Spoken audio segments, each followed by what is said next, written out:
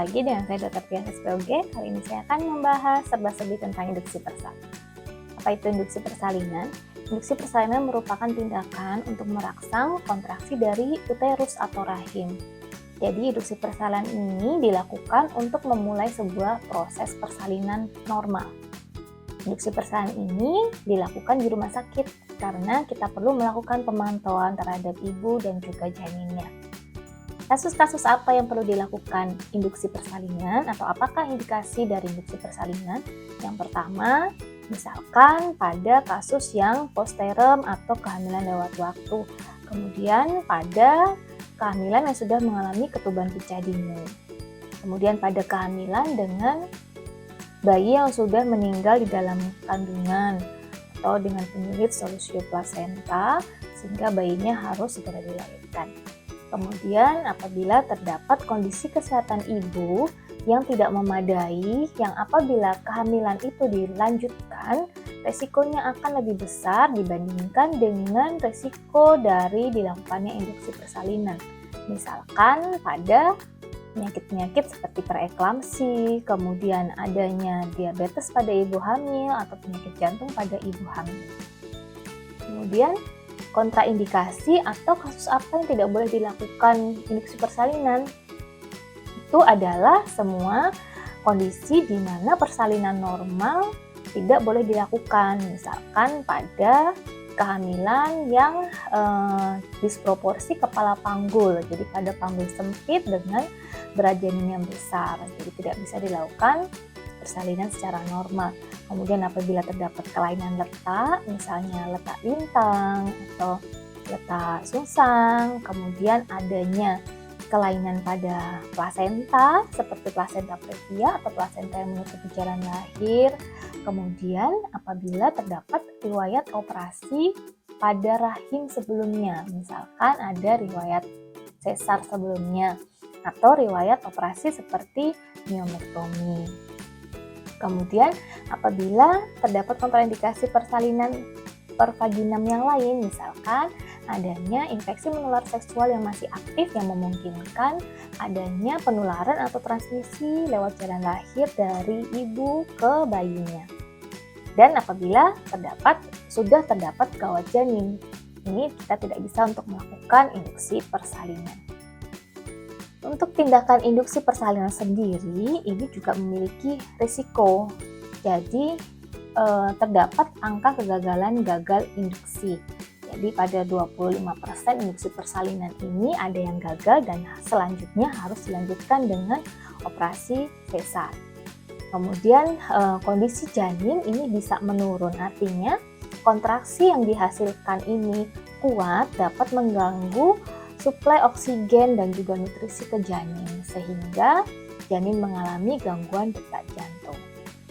Sehingga harus segera dilakukan persalinan sesar segera juga. Kemudian pada ibunya ini karena terdapat stimulasi pada rahim yang terlalu kuat kadang-kadang bisa menimbulkan rahim ini sampai dengan robek atau kita sebut dengan ruptur uteri. Infeksi rahim ini juga bisa terjadi karena ada beberapa metode dari induksi persalinan, salah satunya dengan amniotomi atau merobek dari kantong ketuban, ini juga risiko terdapat infeksi.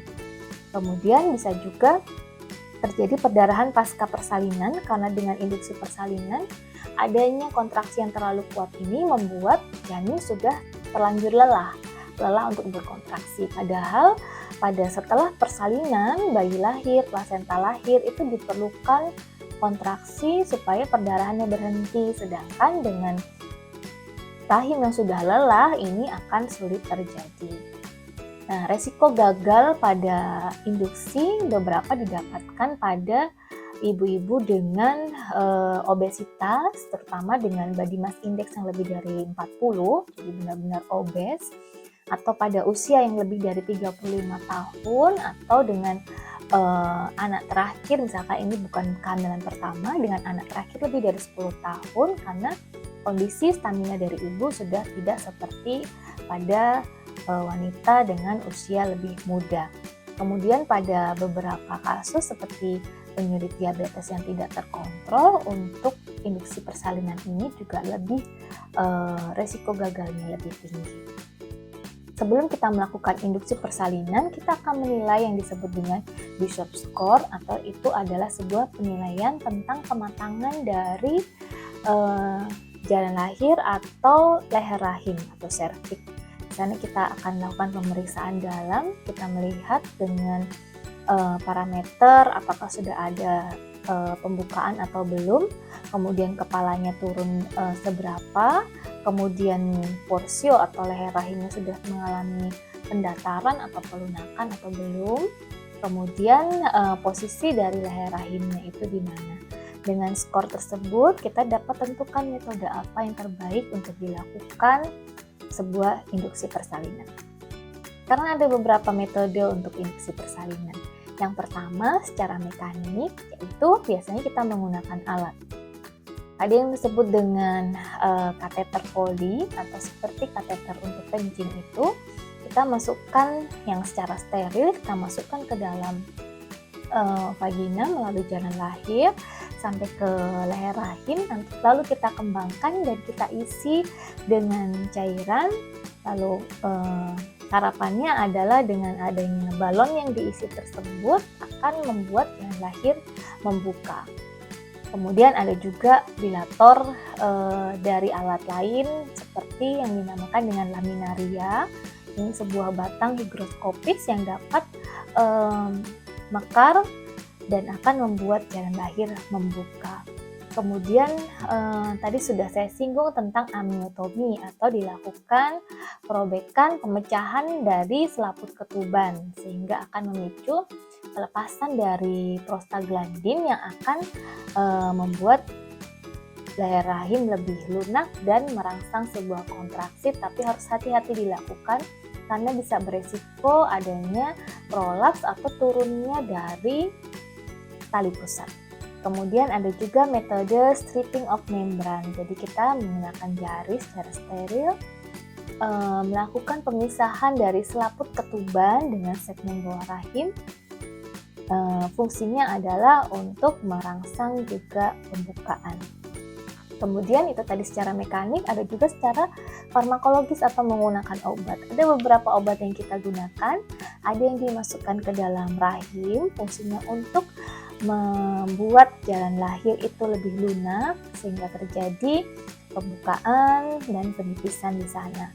Kemudian ada obat yang kita teteskan bersamaan dengan infus yang kita atur tetesannya, biasanya akan naik-naik secara bertahap sampai didapatkan kencang-kencang atau kontraksi yang cukup seperti kontraksi persalinan normal pada umumnya.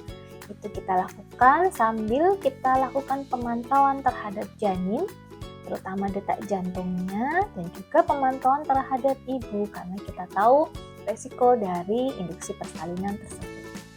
Jadi semua yang menjadi indikasi dilakukan induksi persalinan akan dilakukan induksi persalinan dengan mempertimbangkan berbagai resiko dan juga manfaatnya. Semua akan dipilihkan metode yang paling cocok untuk mom sekalian, dipilihkan metode persalinan juga yang paling tepat dan akan dilakukan tindakan segera apabila memang diperlukan. Semoga bermanfaat. Dah.